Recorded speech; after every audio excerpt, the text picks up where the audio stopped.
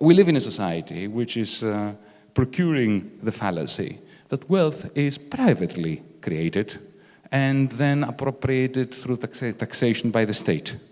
When Marx so beautifully explained to us, guided us to the truth of the opposite, that wealth is collectively produced and privately appropriated. As I was imagining myself having a future as an economist, I'm talking about now 15, 16, 17, I remember that I considered, and I still consider, Marx's greatest contribution to economics, to political economy, his very simple differentiation between, let's say, electricity generators and human labor. A distinction which didn't exist before Marx in political economy, it didn't exist after. And what is the distinction? Electricity generators are commodities, and nothing but commodities in the capitalist order. Human labor is constantly commodified. Capital, employers struggle.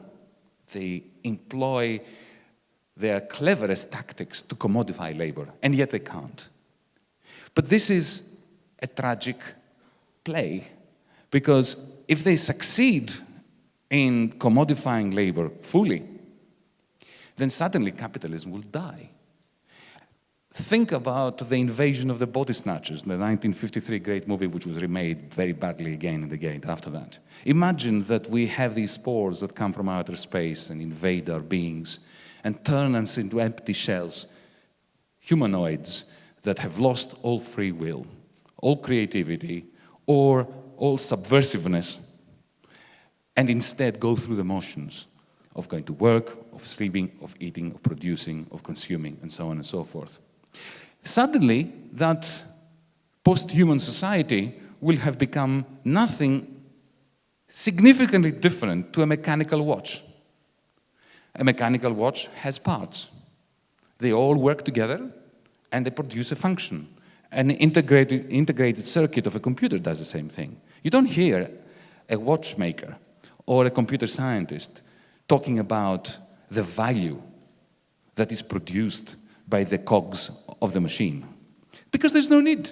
You can, in engineering terms, you can tell the whole story about how the watch works or the computer works without the notion of value. Indeed, the moment capital succeeds in squeezing that indeterminate human free will from the laborer, as it tries to do, it will be, as a system, incapable of producing value. And then, to the extent that it can only survive by the accumulation of value, it will go into recession, it will go into a crisis, and that will unleash some extra degrees of freedom in the humans that it tried to suppress, and the cycle will start all over again.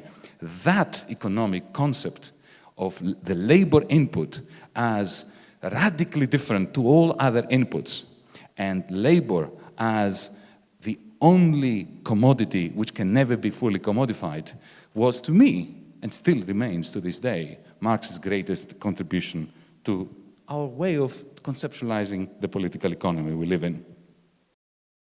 Syriza's number one priority is to establish a 100-day program, let's say, during which 100 days it will have to do two things.